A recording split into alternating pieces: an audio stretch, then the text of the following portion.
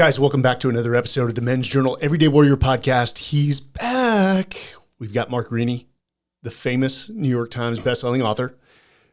We had him on last year, right around the same time, for Burner, which exceeded expectations, which is not surprising. Yeah, no, it did great. Yeah. Have you seen an increase in sales because of the Gray Man series on Netflix? Yeah, absolutely. I mean, maybe not as much as people would expect. I mean, it didn't like double or anything like that, but I mean, it's a healthy benefit. It was the film was seen, I think, 258 million hours in the first 28 days or something, and so that obviously translated to book sales. And you know, it sells previous titles too, and I have another series, and it sells those books, and so you know, it's good all around when it happens. You're very fortunate. You know, in your books stand on merit alone, but it's always a movie that gets them over the top. It just From the very beginning, people have been coming up to me and it's like, when are they going to make a movie? When are they going to make it? And I sold. I had the the book optioned to Hollywood very, very early, so I could always go like, well, they're working on it, but I never really thought anything was going to happen. At one point, 10 years ago, Brad Pitt was signed up to do it, and it looked really good, and then that died on the vine, and at other points it got kind of close, and so I just never believed it was going to happen. I'm trying to think of Brad Pitt in that role. I think you lucked out with Ryan Gosling. No, I think I did. Yeah, I did too. He his swagger, which played to the character of Court Gentry. Yeah, very well. Yeah, he doesn't play it like overly, like tough guy stuff or whatever, which is what I like. That's the way I write the character. So the Burner was last year. Chaos Agent just came out 1 month ago. Yeah. How's it doing? Exceeding? It's doing really well. We hit number 5 on the New York Times list in the combined ebook and print, and number 9 in audiobook. And everybody's happy with it. The reviews overall have been really good. So I'm happy. So how many times on the New York Times bestselling list is that for you? For me? I think 16 or 17. I'd have to think about it. I can think of the ones that didn't hit it. I love that you're like, oh, hey, awesome, cool. I'm getting back to writing. I know all the ones that didn't hit, so I just would have to add them up. Yeah. This is how many novels in the series total? So this is the 13th book in the series, in the Gray Man series, yeah. So you've hit pretty much every year since 2018. You've had a release.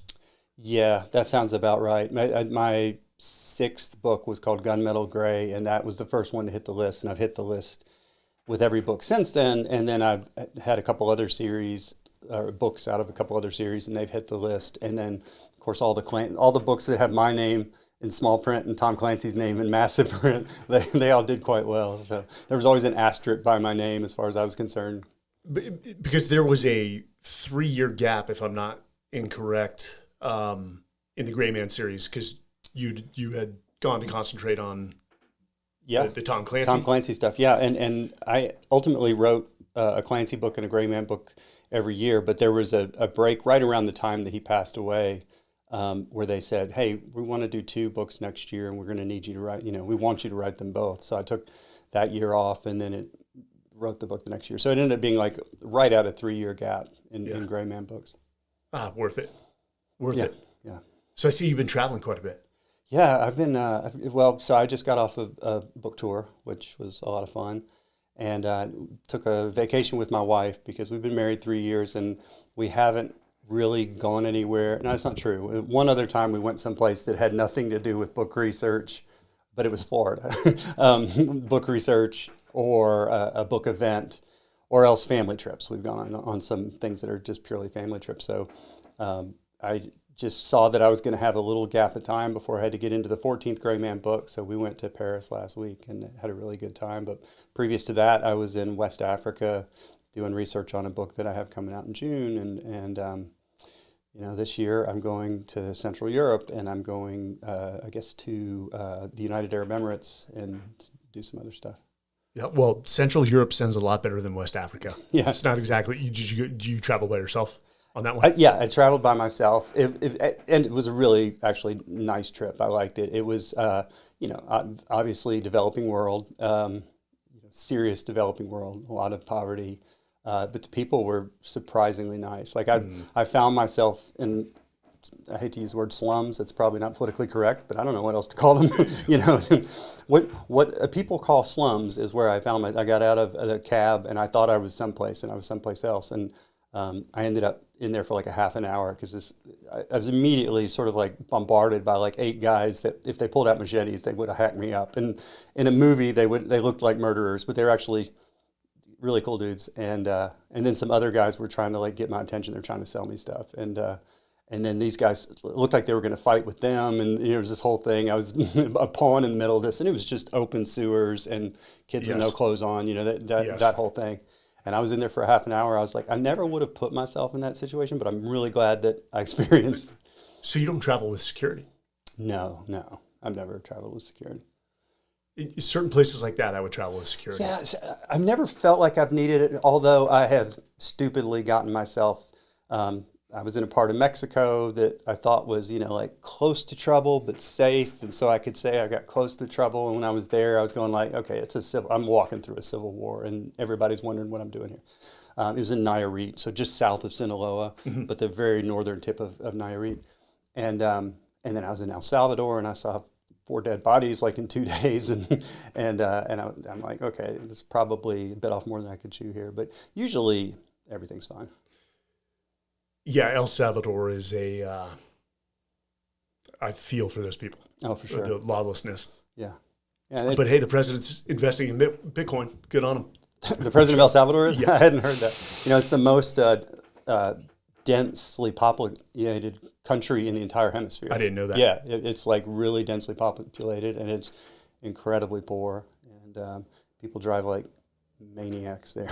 Yeah. I mean, it's no surprise why people in South America, in places like El Salvador, are coming here in groves.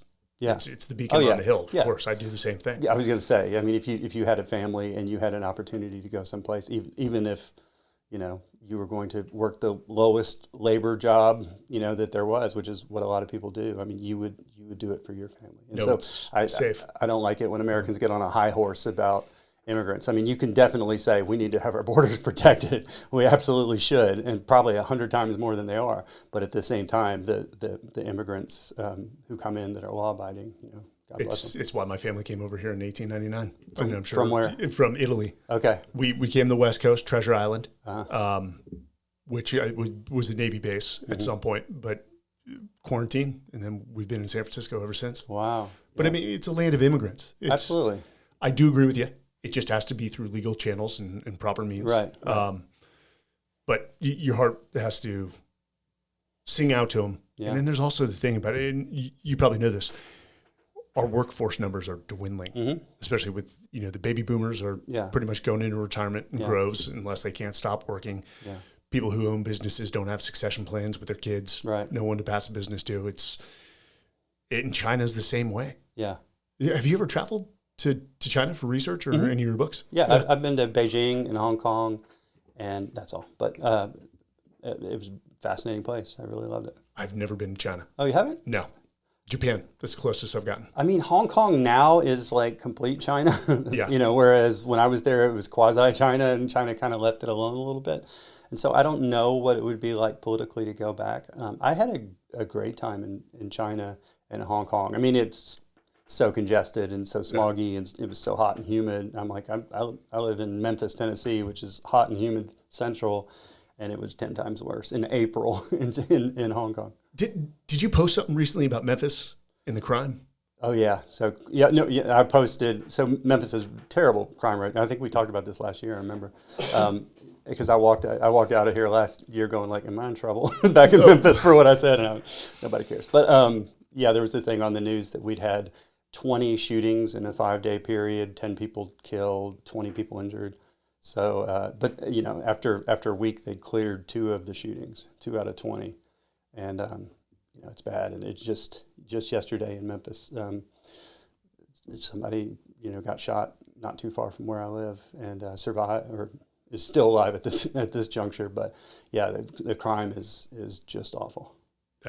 There's a lot of places like that in the U.S. We just had a police officer from Fort Worth on last week. Interesting to hear his perspective, dying to do their job, just sometimes lack of support from the general populace. But diving into the chaos agent, you took on a really relevant topic because some people are gung-ho AI, some people are not. Yeah. We're using the hell out of AI. Sure. Why wouldn't you? It speeds up business. Mm-hmm. So not to give away, and you can better coming from you, Court is with Zoya, pretty much trying to live on the low in Central America. But they get wrapped up into the plot of AI. Someone's eliminating a majority of the AI scientists in order to, if I'm correct here, sort of get majority control of AI. Yeah.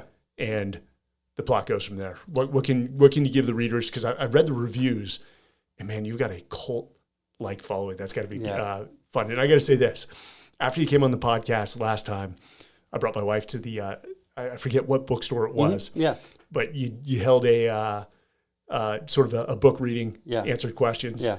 And you had at least 30 people in there, and they were just all waiting for your autograph. I mean, they were actually asking relevant questions. They were asking you a lot of your perspective on current sort of foreign affairs. Yeah. Do you get that a lot? I get that a lot, and I always, sort of like want to say, like, look, I became as much of an expert as I could in 6 months to write the story. But I was just in Alexandria, Virginia, like 2 weeks ago, and Senator Mark Warner, head of the Senate Intelligence Committee, he came to the signing. He's a big fan, and he's like, people say that Republicans and Democrats don't agree, but John Cornyn, who's a Texas guy, he's a big fan. He wanted to be here tonight, but he had some big things going on in his career at the moment. And he said, I'm not going to say that, we make people on our staff read your books, but we highly encourage it, and I like, that's pretty awesome, and then in the back of my head, I'm like, man, I was a bartender till I was like 30, but I had other jobs, and I've always been, I had a poli-sci degree and always been interested in that kind of stuff. But it's cool when people ask I'm wrong about stuff. Sometimes, people I was at a signing like a week before Russia invaded, and they're like, is Russia, Ukraine, or the recent phase of their invasion? They're like, are they going to do it? And I was like, I just feel like there's too many negatives for them and enough pluses to do this saber rattling. So I feel like this might be a bluff. And then, they went over the border a few hours later. So that's going to happen. I think a lot of us were wrong. I think in today's day and age, I said the same thing. I'm like, there's no way. Yeah. There's no way. Yeah. In trying to avoid politics as much as possible, I mean, how often are you keeping up on foreign affairs and even our sort of defense strategy or intelligence strategy? I mean, I that's where my brain wants to be. I listen to a podcast every day about the war in Ukraine, and I look at everything that I can. When I'm focused on a book, which is really all the time, the majority of the big reading, the books that I read, are about whatever that subject matter is. But I'm constantly interested in what's going on with China and Russia and Western Europe, that sort of thing. We are, you go back to 2001, 9/11. No one could have predicted the predicament we're in now with Israel, Hamas. Yeah. You've got Russia, Ukraine. You've got China basically using disintegration warfare. And I was talking to a few flag officers, general officers who are sort of news pundits, and they said China will take Taiwan without a shot fired. And they're like, they're just going to wear us out from within, which I found interesting. But on the topic of Russia and Ukraine, what are your thoughts on how this ends? And that is such a vague question. I mean, I think so. I don't think there will ever be a stage where Putin says, I'm going to declare victory without victory and back away. I feel like his psychology is too involved in this. He has to exert power. He doesn't care how many people die. He could not possibly care less. He will. But that's sort of Russia. I mean, you look at their style of warfare. I mean, wasn't it Stalin who said they have better weapons, but we have more soldiers? Yeah. We'll just outlast their bullets. And that's what you see. And even though last year, you remember Wagner pulled a bunch of people out of prisons, out of the gulags, and said, hey, if you can make it 6 months, you get out of jail free type of thing. And almost none of them made it. But, I've been researching the Russian prison colony system and stuff for my new book. And it's like, oh, there's a limited supply of bad people. And obviously, there's a lot of good people in Russian prisons as well. But, it's like they could do that and put a couple more million people into that war. And, they estimate 315,000 Russian deaths so far. And Putin couldn't care less because he's, other than, some piddly drone blowing up above the Kremlin, he's not in any danger whatsoever. That was a interesting incident with Wagner and the head of Wagner, Prigozhin, who, left the Ukraine, drove, what was he, I think like 50 miles from Moscow before he a lot of people think he got closer than he was planning on getting, and that maybe he was just trying to make some kind of a statement, and then there was like really nobody stopping him, and he's like, well, wait, what am I doing here? I don't know. That's just like some of the speculation. When he was shot out of the sky, people were up in arms, and a lot of us just shrugged our shoulders and were like, that's just the Russian way. Yeah, like if you're a internal foe, they'll just eliminate you. Yeah, as soon as that, he went and spoke to Putin after it was over, and it was like, all's going to be forgotten type of thing, and I was going like, no, all's not going to be forgotten. And the same thing with poor Alexei Navalny. Once he made that decision to go back to Russia, I was going like, you're done. You're dead sentence. Yeah, you're not going to get this uprising, this popular uprising that's going to help you. You're going to go straight to prison, and you're going to die there. And they'll find a way. Yeah. Let me ask you this. And you know a lot about the Russian military. I mean, I remember in the Marine Corps, being a recon Marine, all we did was study Russian armor and weapon IDs. Yeah. Because we, through binoculars, you got to be able to identify whatever the vehicle is. Did you think the Russian military was as bad as they've shown during this? I mean, logistically, and their military equipment is just so aged. Did you think they were this bad? Well, unfortunately, I cannot lie about my answer to that question because I wrote a book, I co-authored a book in 2019 called Red Metal with a then active duty Marine lieutenant commander and lieutenant colonel. And we had the Russians using, it was a Russian war with Europe, and we had the Russians using T-14 Armada tanks or whatever. Have we seen one of those? I don't think we've seen one of those in this, what are those, T-72s, but T-60s and stuff. They're using like stuff that we couldn't imagine. Their tires are rotten. It's so bad. So no, I didn't predict how bad it would be. In my defense, if I turned in a book to my publisher where the adversary sucks so bad, it never would have gotten published.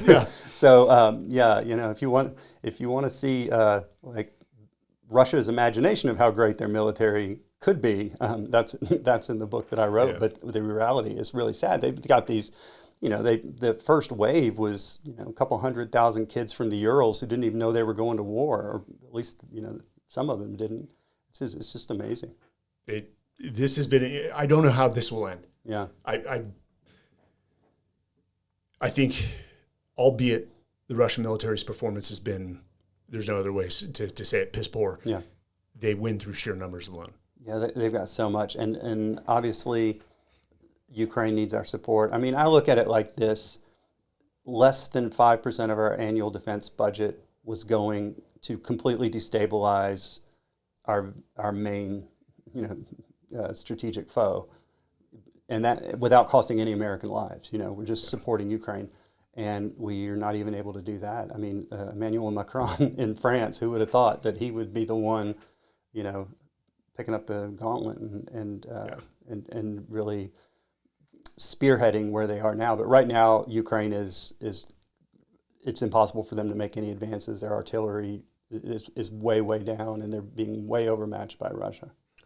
Honestly, I think give them the Donbass region and come to some ceasefire terms. Yeah. Everyone wants this to be over, but I do think NATO's scare tactics of Putin and Russia pushing further west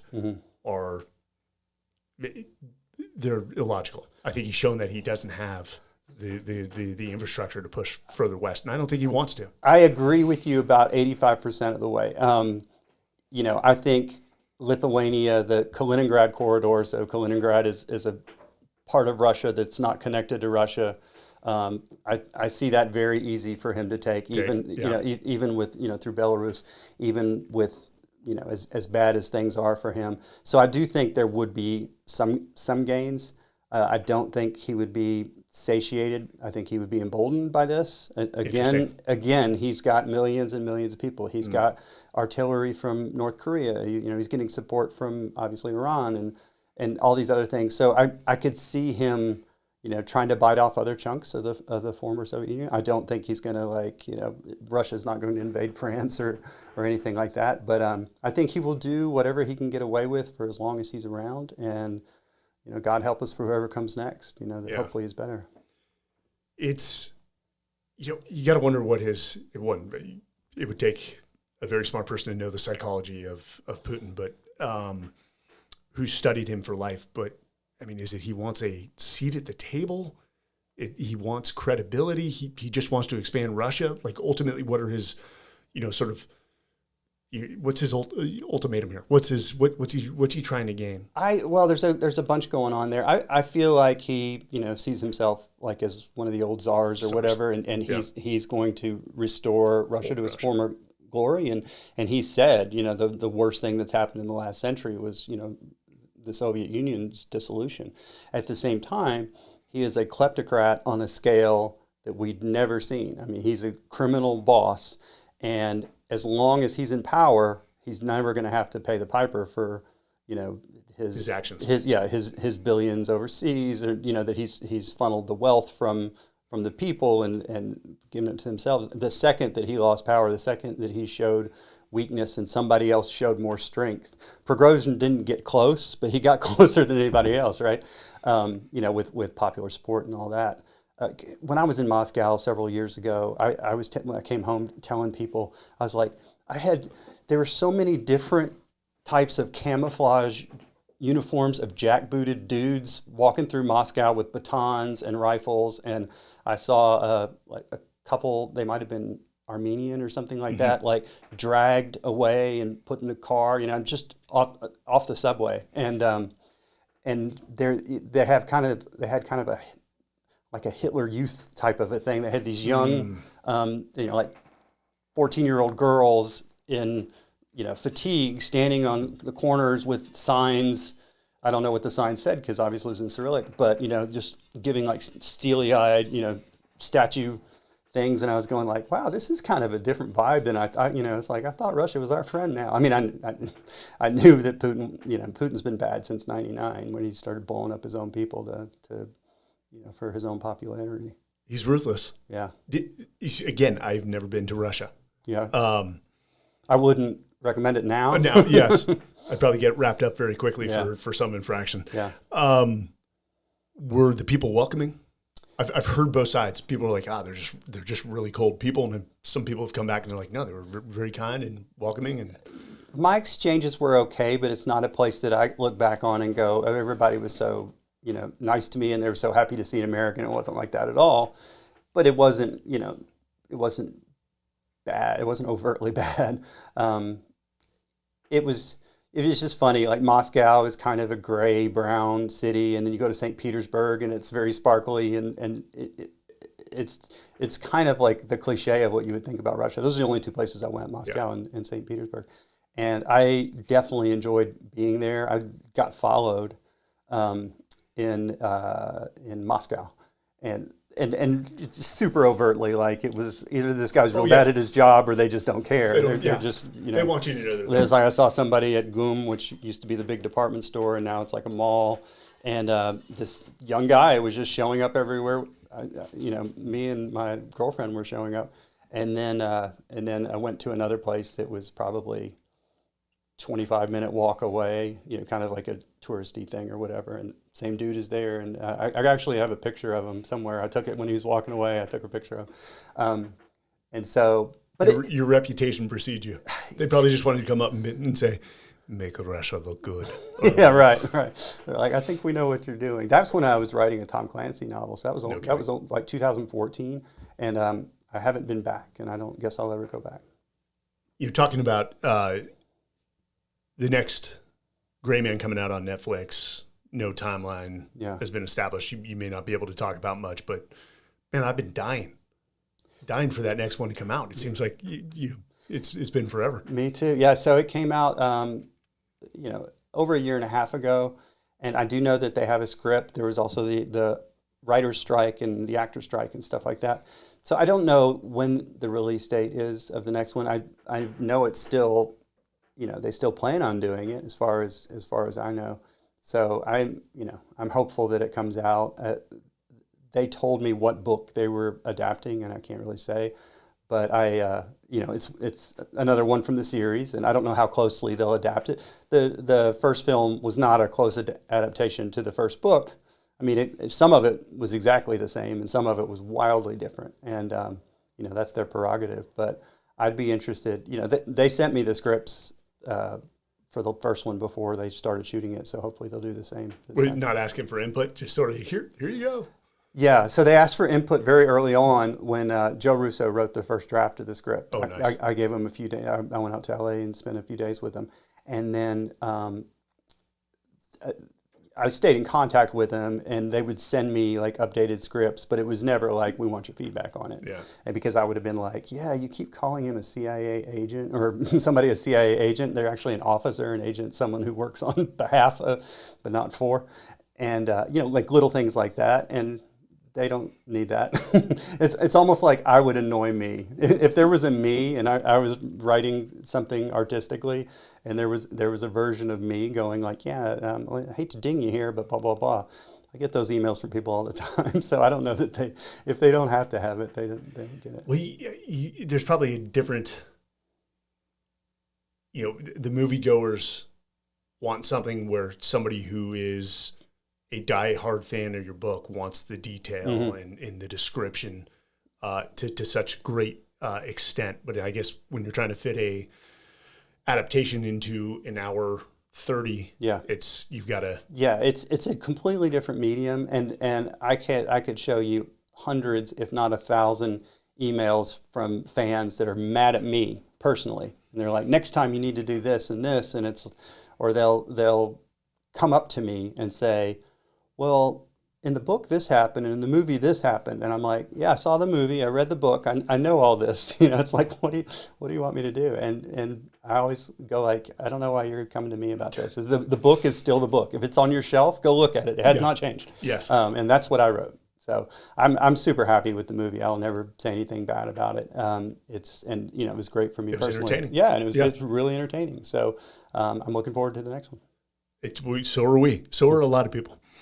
Speaking of films, did you happen to catch the Spielberg? I'm forgetting Tom Hanks, Masters. Oh yeah. Have you finished it yet? Yes. I do a monthly newsletter, and every month I do a recommendation for a book or a movie or whatever. And I was like, if you don't have Apple Plus, think about getting it, because it was really good. In some ways, narratively, it wasn't as good as Band of Brothers, but it just felt like they nailed details. You just have to respect that in this day and age, because it's so easy to CGI everything and to just skirt over details in reality for expediency or to save money. And those B-17s, you felt it was scary to be like a tail gunner in a B-17. I imagined it to be really scary, and then when you watch that, you're like, God, that's intense. Just to see the line of hundreds of German planes coming at you, knowing that you're just a big fat target. Yeah. I as I watch it, I'm thinking, and I looked at my wife, I'm like, I would have chosen the ground any day of the week and twice on Sunday over being in the air. Yeah. Wasn't it the most dangerous job in the Second World War was they lost like 20% or 25% or some crazy massive number. And it just seems like a terrible way to fight. These daylight raids where you're just blanketing the sky. It's almost like, how does flak even miss?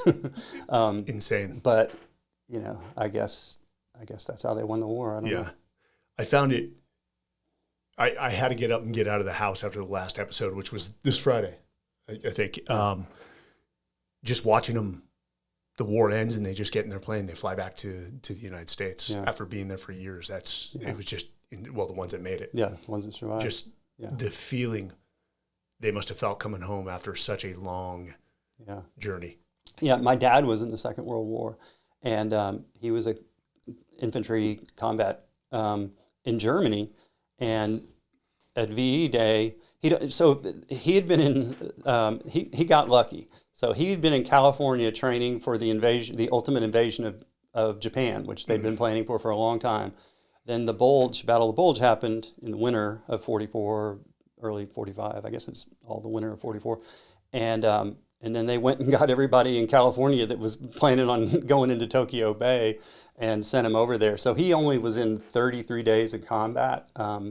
Not only 33 is enough. Yeah, 33 is more than I did. About 1 minute is enough sometimes. Yeah, and he was in Germany and across the Rhine, just south of Cologne and everything. And the war ended. He went back home, and then he was in the Philippines in Manila Bay, still on the boat when the war ended with the atomic bombs. And so he didn't have to fight over there, but he was involved in like police action over there for 6 months or so. I think rounding up as many Japanese as they could in the Philippines. I think I don't know if you know these stories, but they found like Japanese in like 1972 or 74 or something. Still in caves. That didn't know the war was over. And it's like so fascinating to me that happened.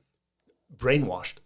Completely. I mean, with an ideology. And you could say the same about Americans. Yeah. We have an ideology as much as Al-Qaeda or ISIS has an ideology. Yeah. But if I'm remembering this correctly, we recently had Oppenheimer, which won all the, what was it, the Emmy? That was the Golden Globes. Oscars. Yeah. I don't watch those shows. And in the decision to drop that bomb, I think it was very easy to make the decision because I think the estimates of the amount of soldiers that were going to be lost was close to 1 million if they did a mainland invasion into Japan. Yeah, and my dad, I had this conversation with him, and he was like, at the time we all thought it was a pretty good idea. And they declassified the battle plans for the invasion of Japan, I want to say 94, 95. My dad immediately, he was 21 at the time, but here it is in 1995. He immediately went to read everything that was declassified, and his division was in the first wave of Army divisions going into Tokyo Bay, and no way he would have made it. My dad was 120 pounds soaking wet at the time. Dude, the greatest generation. Yeah, for sure. By far. Uh-huh. So AI, getting back to the book, how much research did you have to go into this? What sort of mediums did you use to get deep into AI? So I knew nothing. I knew nothing other than, I'm watching TV and I'm seeing like these tech bro billionaires saying we're going to put a chip in everybody's brain. It's going to be awesome. And I'm going like, hey, I think I've got a plot. I've got a plot idea that's come out of here. And also when you do what I do for a living, your adversaries are Russia, China, North Korea, Iran, and then you recycle or do some version of that. So I'm always looking for other bad actors. And so I knew very little about AI other than, it seemed like it could be something to write about. And so I went and basically I read about 5 books, only 5 books, but I listened to hundreds of hours of podcasts on AI. And I did it from January of last year until September of last year. Every day working out, every day driving, every day taking my dogs to the park. So it was probably about 2 hours a day for 120 days. And then I just read think tank publications on the ethics of it all, and I read news reports and other documentation on the robotics that are all throughout the book and what's out there. And then I read things about government publications about China, U.S.'s DoD philosophy on never taking the human out of the loop of the kill chain, and China's competing philosophy, speed is the essence of war, and we're entering an arms race in speed militarily. And so I did all this research, and I'm writing the book at the same time. I would love to do the research first and then write the book, but I'm never able to do that. So I'm writing and researching, and I'll write something, and learn that it's dumb later and then go back and fix it in an edit. But yeah, I did as deep a dive as I could, and it was fascinating. And it's also something. It's one of those few things that I'm researching where I'm going like, this could all be different a year from now, because there's nothing advancing more quickly than this technology. Well, AI is now like the US-USSR space race. It's the space race between, or it's the AI race between the US and China. Absolutely, it's like nuclear. I read somebody was talking about like the Gatling gun, and so I was interested in these private labs, these private AI labs, like OpenAI and those sort of places, and how they fit in with the military. And it's all dual use, right? So everything that they're developing, they're like, well, it's for peaceful purposes. But, when you look at the Gatling gun in the 1800s, Richard Gatling invented that to save lives, which sounds insane, but his philosophy was you could use a weapon where 4 people can do the work of 100, so then you'd only need to have 4 on the battlefield, and that's going to save so many lives. And you see how wrong that is. Yeah. And there's a lot of that with AI. Without getting too deep into the ethics, unless you want to, I think there's just this feeling that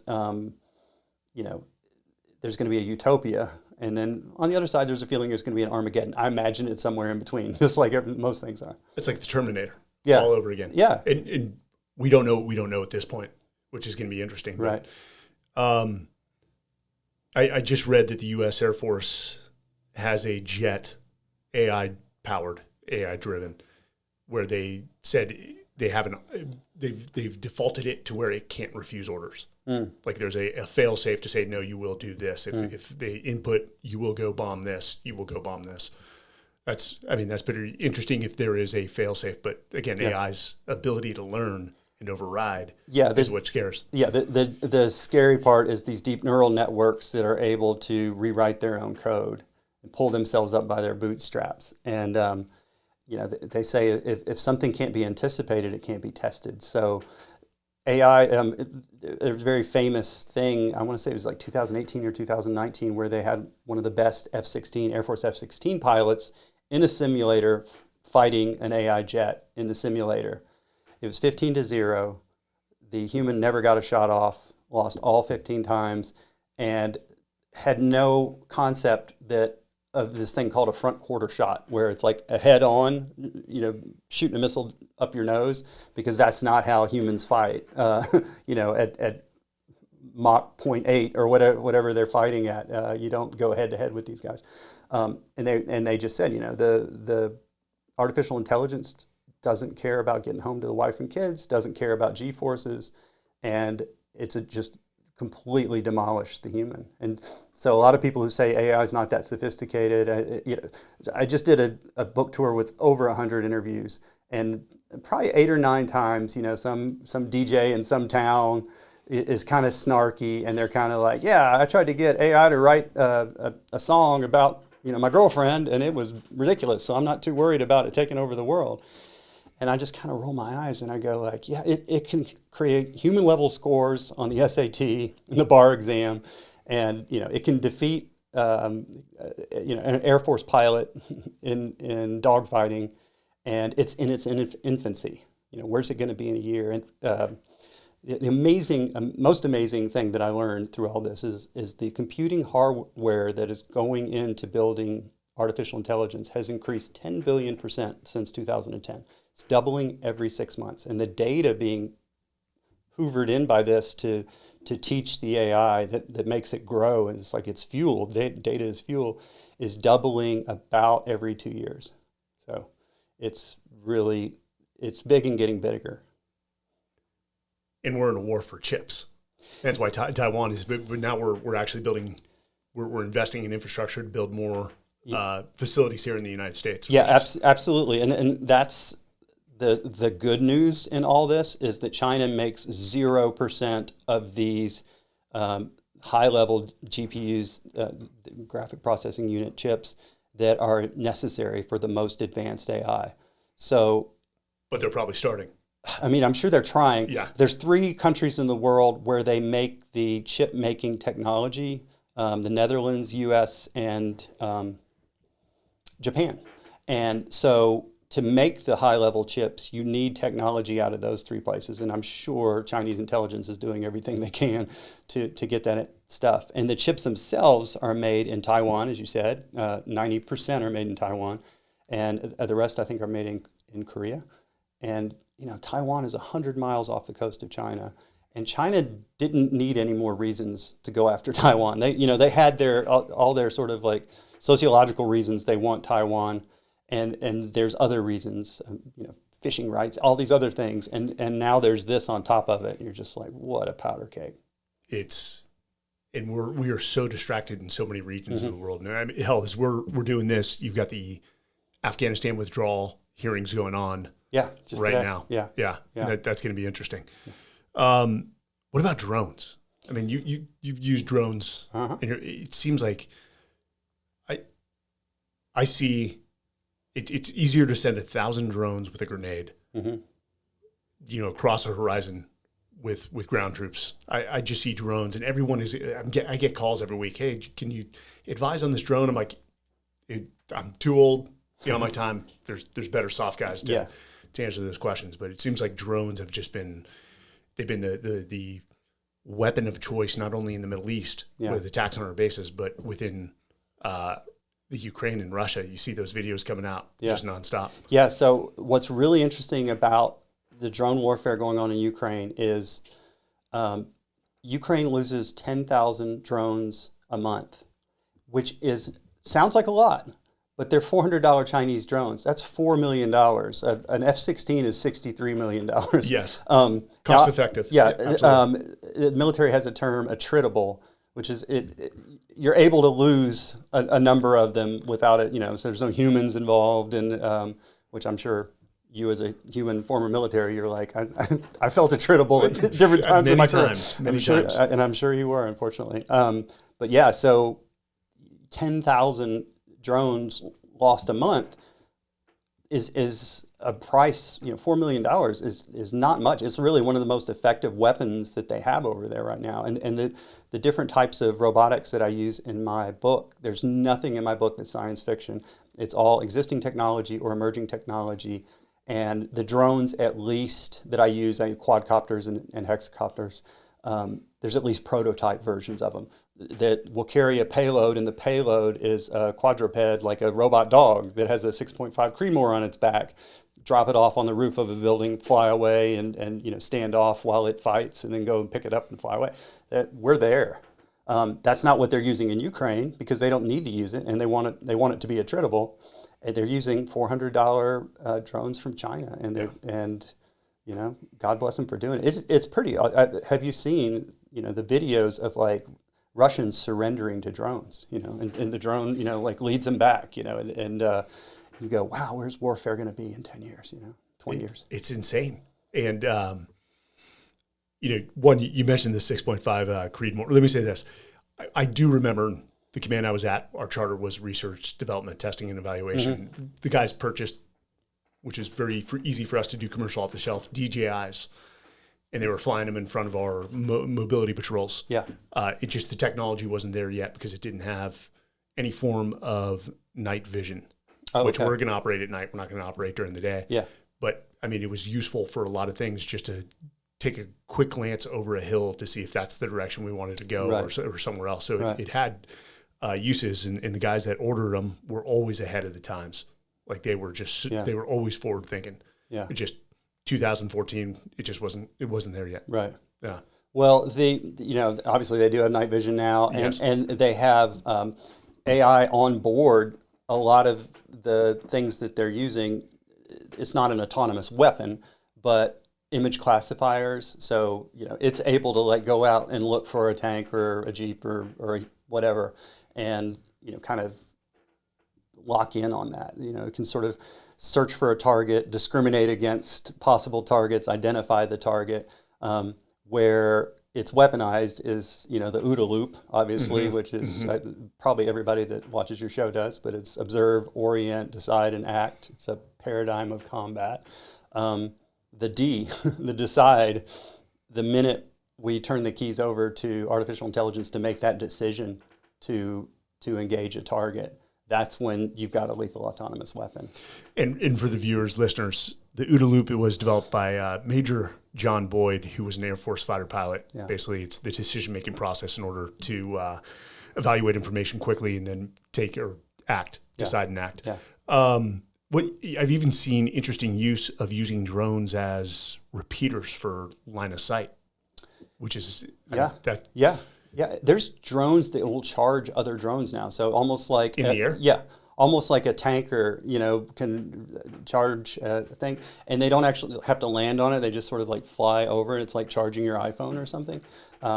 So, you're going to have these standoff things that, there's been the ability to have missiles since I think the 60s or 70s that can identify a ship and attack it. Mm-hmm. And so you fire off over the horizon, go find a ship and attack it. But they were never really used that much, because why are you launching missiles if you don't know that you have it where your target is? Because then it hits a civilian. Yeah, or drops in the water and you've wasted all this money. Well, with drones, it's very different. It can go loiter somewhere. It has its little image classifier in its brain. It's like, if I see this, I'm going to kill it. Armor ID. Yeah. And then if it doesn't see it, it comes back, or potentially, recharges with some device and just hangs out there. So it's pretty horrifying. What I've not researched or done any looking into is anti-drone warfare. Yeah. I saw at one point they were trying to train like hawks. Oh, really? Yeah, to intercept, grab them, and just. A hawk would screw up a lot of those drones. It's almost like the Navy Dolphin program. Right, sure. If you ever remember that. I do remember that, yeah. Which I think was like mildly successful. Some dolphins would just take off and never be seen again, which you understand. Yeah. But how that opens up that whole industry in jamming. Yeah, so there's jamming. There's a lot of technology I think the Russians are working on to target the signal of the user. So there's a guy in a trench who's flying that drone that's dropping the grenade inside the port of the tank or whatever. There's ways that you can sort of identify where that signal's come and then just target it. And so that's a thing. There's these nets that have been developed that can be fired out of guns or whatever. I don't know how practical that stuff is. I mean, it looks cool, but I don't know how practical it is. My buddy who was the Marine Lieutenant Colonel, who I wrote that book with in 2009, and I was talking about, a drone, like what if a drone does this and that, and he's just like, oh, we just shoot it. He's like, I just would have 60 guys open up on it and I'd shoot it down, and so it's like, all right, that's a technology as well. And in my book, there's a big scene where a swarm, kind of a hive of drones all working together, all taking information off of each other and acting at machine speed, is coming at a group of special operations personnel, and they've got light machine guns, and that's the battle that they find themselves in. Yeah, that's a predicament. Yeah, I did read quite a bit on the Hive network. Basically a hive of drones that could take airplanes out of the sky. Yeah. You hive it and you force it out of the sky, which again is cost effective. When you're taking a multi-million-dollar aircraft, if it's a Gen 5 plane out of the sky. Yeah, and it's not just big nations that have access to this. You can rent neural networks online, in the cloud, and we're going to see terrorists with individual drones and terrorists with swarms of drones, and we're going to see a lot of, the threat vectors of this are going to come at us from different directions. So back to the 6.5 Creedmoor, you're still shooting a lot, or as much as you can. Yeah. I'm shooting tomorrow. I can't wait. Are you? Yeah. You're in Austin? No, I'm going home to Memphis, but I just got a Staccato, and which the factory's here. Yeah. I just got an email from one of the guys that runs it. They're having a show on Sunday. I said, I'll stop by, man. Oh, you should go by. Have you shot one? No, I haven't. I've heard they're beautiful pistols. Oh, it's amazing. So one of my best friends has one, and I liked it so much I put it in a book, and so that I've met the Staccato guys last year at SHOT Show, and it's special. Now it has a special price, so it's it's the market for it is whatever the market for it is, but golly, it's an incredible piece of machinery. So I'm not surprised you're at the SHOT Show. That must be. Do you set up a booth or do you walk around? No, so last year, Aimpoint asked me to come, and they bought hundreds of my books, and I just signed them for people, and it's so much fun. And my wife came with me, and she has no attachment to gun culture or anything. She's definitely not anti. I mean, we've gone out to like a farm and shot and stuff like that. But yeah, it was kind of funny to have her in the middle of all that, because I'm like, whatever you're expecting, it's you know, I'm the guy without the beard. You'll be able to find me. I'm the guy without the beard at SHOT Show, and there's, you know, tens of thousands of people there. The SHOT Show, I actually call it the shit show. Yeah, because it is an absolute shit show. It is wild. So Aimpoint had me there, and you know, it was so much fun. And I was literally like signing a book for somebody, and he's like, "I'm John Farnham," and I'm like, "Oh my God, you're the famous instructor, John Farnham." It's like, how cool is that? You know, I'm just meeting these people randomly. The guy who I can't remember his name now is the head of Walther. I had drinks with him, and I'm like, how cool is this? You know, I have a little old Walther P99. It's really cool, but I didn't get to go to SHOT Show this year because I was late on a book. I was working all through the holidays and Christmas and New Year's, and Aimpoint asked me to come back out and do it again, and I was like, for the rest of my life, every January, I would love to do that with you guys. But this is a year where I got way too far behind writing 2 books, and I couldn't go this year. Yeah, it is. I mean, hunting crowd, you get the military crowd. I mean, you're seeing the advanced technology that's coming out from a ground perspective. Yeah, the first real quadruped, 4-legged robot I saw there. I guess it was like Ghost, Boston Dynamics or somebody had one there. And that gave me a lot of ideas, you know, just to experience that in person. It's good to see that the military has gotten wise. They're now designing rifles around the better round versus, hey, this round's really cheap, this 5.56, which stayed in the inventory for way too long. Vietnam to, I mean, even I think they're still transitioning them out. So what's the new caliber? I really don't know this. So I think the 6.5 Creedmoor, they've played with it. Was it the 6.8 Grendel? Yeah. I remember the Marine Corps. I think this is after MARSOC was formed. Started playing around with the 408 Shytech. Oh, wow. Which I heard was just shoots like a laser. Powerful cartridge, right? Powerful. They had like a carbonized version and a longer version. But I think cost-wise, it was just too expensive. Somebody said it was like $7 a round or something. Oh boy! And so they couldn't justify it. Yeah, but you can when a soldier costs what $450,000 with their STLI. Exactly. Like you can afford the. And that $7 a round. Once the military gets a hold of it, it's going to be like $26.50 a round or something. That's true. Good for the commercial market.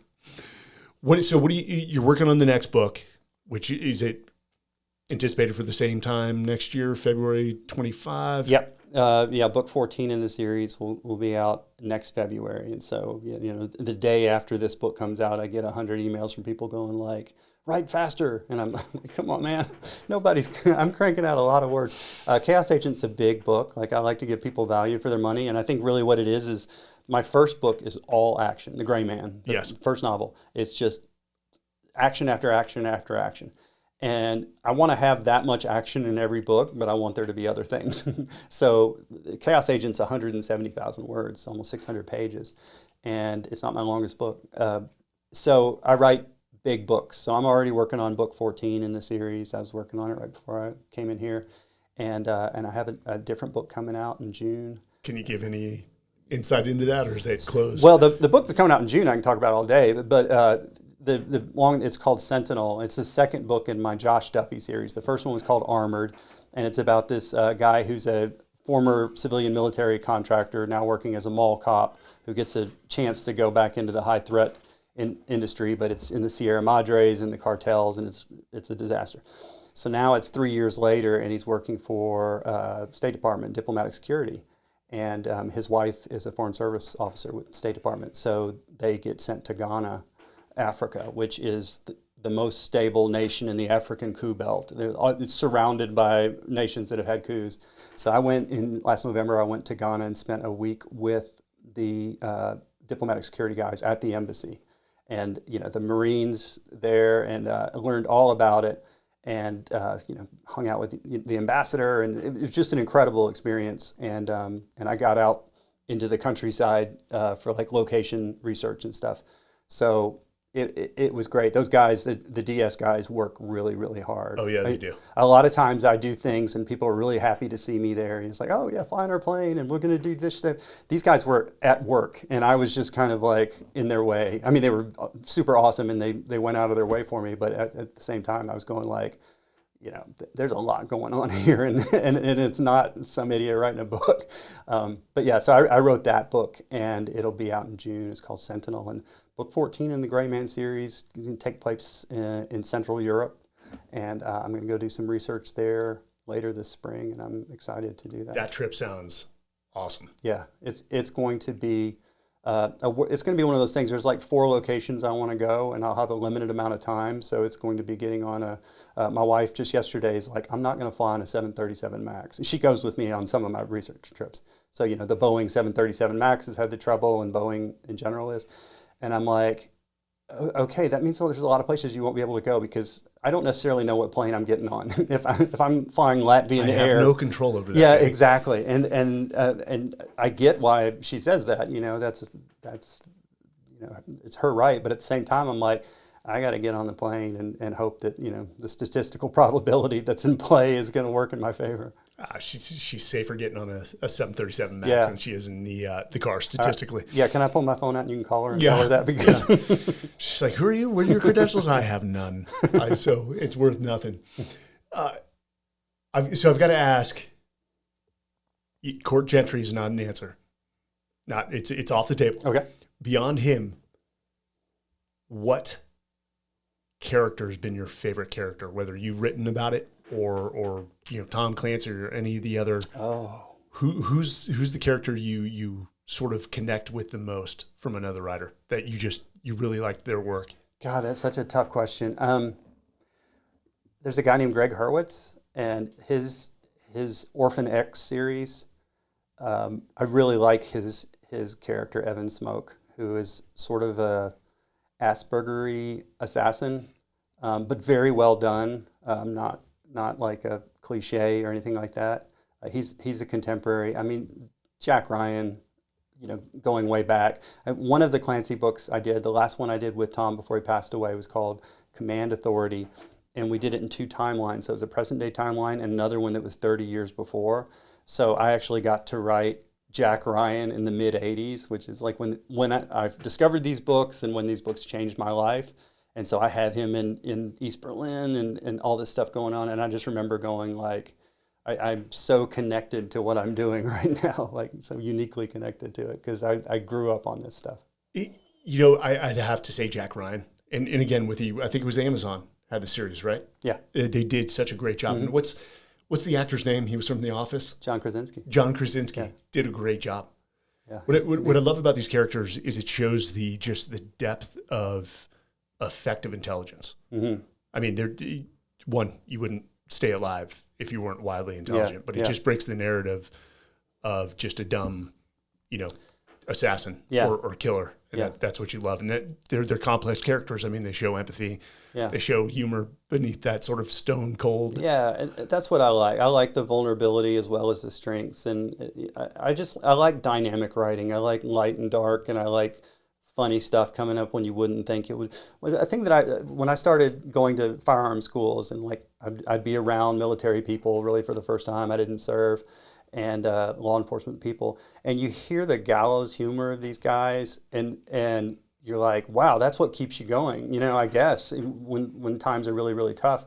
And I remember being so fascinated by that. I was at a firearm school once, and there was another civilian there, and we were like the only 2. Everybody else was active duty, this or that. And I was listening to the guys. We were in the team room one night, and I just kind of looked at the other guy, and I was like, I'm just here for the laughs. He's like, yeah, me too. I was like, it's so interesting, how you guys hysterical, how you guys are able to, I don't know, flip that switch and the humor that is in the most awful situations. Humor is a thing of power. Mm-hmm. And dude, I remember, it was a bad moment. We were getting hit pretty hard. and somebody stood up with their saw to shoot back, and you just heard the clank of the bolt drive home, and no round went off. And somebody goes, wah, wah, wah, wah. And everyone just laughed their ass off. And it was almost a moment like, hey, are we good here? Yeah, we're good here. And got right back in the fight. But these guys are, when you surround yourself with these guys, it is nonstop hysterics. Sometimes to the point where you're just like, okay, I need to be alone. Right. But you can only get away with it in that environment. Like, that's what I miss. Yeah. I go do that like at a job, and somebody's like, HR, he just you're so scared you can't say anything to these people. Yeah. I've heard things that I certainly won't repeat on this family show, but like, you know, you just like walk away from that and go like, I can't believe that, you know, that just happened. But it's cool, you know, it's really cool because it shows how dynamic it is. And I've read some people's books, you know, that are, you know, writing the tough guy, you know, mission. He's on some mission and he's complete badass 24/7. Nothing bad ever happens to him. Never really does anything clever. Always just sort of, you know, goes from winning to winning to winning to winning to winning to the end. And it's just not interesting to me. And that's not how life is. And that's not how these people are that, you know, who I've met, who are as close to the characters in my book. I've always said it. I'll say it again. The most lethal warriors I served with were kind. They were respectful. They were empathetic. They were vulnerable. And sometimes the highest performing amongst them were your biggest liability. Like, I mean, they're great on the battlefild. You bring them back. You put them into society. You're like, hey, so-and-so just knocked somebody out of the bar. You're like, oh, great. Now I've got to report that up. And like, how are we going to handle this? So I was a ghostwriter for 2 books for a guy who was in a special mission unit. And real guy, amazing dude, but wasn't necessarily a writer, but we had ideas. And so early in my career, and so I took the lead. I'd never been in his special mission unit, nor any special mission unit. And I always made the joke on the range. I'm like, the reason I didn't make it in Delta is because I always forget one of my elbow pads. Everybody else has got theirs, and other ones, you know, that's somewhere down in my car, and I can't find it. But I wrote like the first 50 pages of this, you know, after we had this conversation, and I sent it to him. And of course, I'm like nobody. It was very early in my career. I had a couple paperback books. Nobody knew who I was.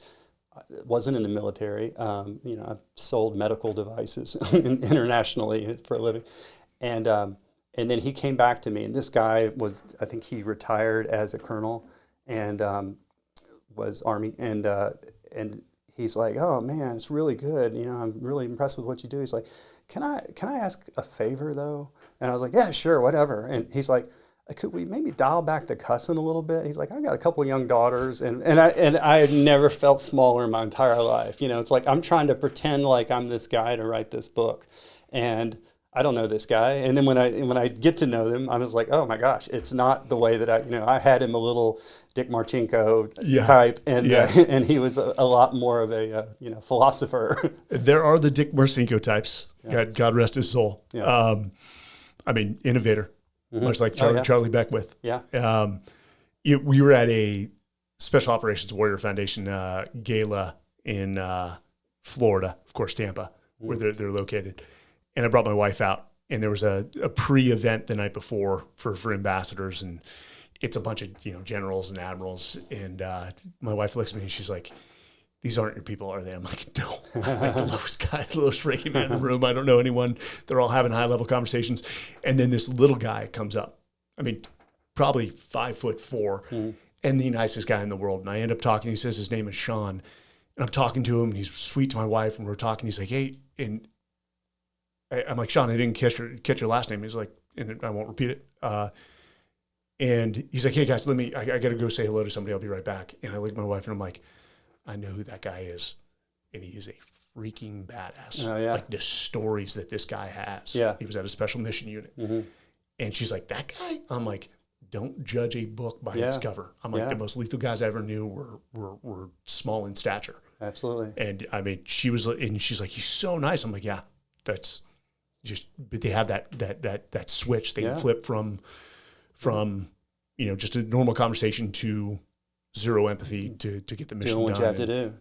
Yeah. Amazing. Yeah, it's fascinating. And when I meet people, I've never kind of prejudge because I've run into that enough. A good buddy of mine, Brad Taylor, who's a really good author, former Delta guy, and you know, my wife, who again has no connection with any of that sort of stuff, she loves Brad and his wife Elaine, and she just doesn't get that he used to be in a special mission unit and you know in the war on terror for a long time and all that. It's like that just does not compute with her. She's so fascinated by that. That warms my heart to hear that, because I mean, when guys act like that, you'll never even know. Yeah, I love it. Yeah. I love it. I like the guy so much. As we wrap up, you probably get this question all the time. 13 books in the series now.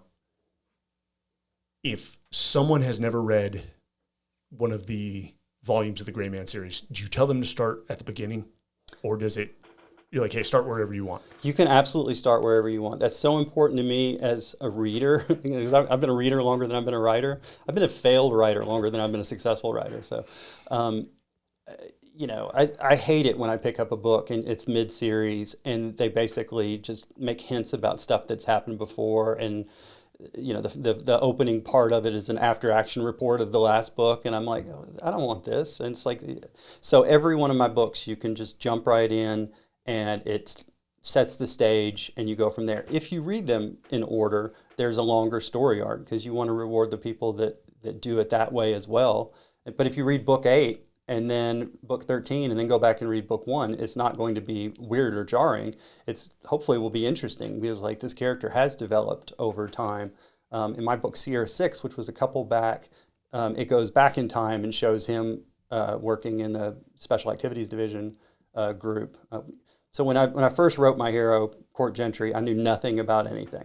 And so I had him in SAD, and he's a CIA paramilitary and basically a ninja or whatever. And it's funny now because I know SAD guys, and they're like, yeah, we've all had like 4 VA surgeries. Yeah, you know, exactly. it's like, I know quite a few as well. They're old, yeah. They're broke, but they still keep on going. Yeah, and I'm like, hey, that's how I built the story. I'm going to stick with it. We have a good friend. He's here in Austin. He was a SEAL. Then the Navy sent him back to become a doctor, and he became the doctor to the SEAL teams. Oh, wow. Just when it comes to high performance, the guys, but he did the math, and it was something like a SEAL who serves 20 years has had an average of 8 surgeries across the course of those 20 years. I'm like, I lucked out. Yeah. I had 2, one when I was wounded and one on my hip. But wow. yeah, it's not a forgiving profession. It's not. My buddy Josh Hood, who's a really good author, he posted something the other day because he was 82nd Airborne, and he's like, yeah, I just got back from the VA, and they said my back problem's not service related, and he posted a picture of him with all his jump gear, you know, the big thing between his legs or whatever. He's like, yeah, no, it has nothing to do with my back problems now. God bless. Well, I know they took the jump mission away from the 101st. But God bless those guys in the 82nd and the 101st that used to jump all the time. Yeah. Static line jumping, round parachutes.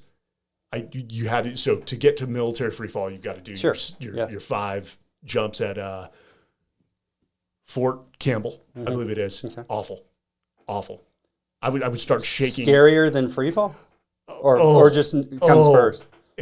No, free fall is great if you are decent with the parachute. It's a soft landing. No, the very first jump, I hit like a bag of rocks.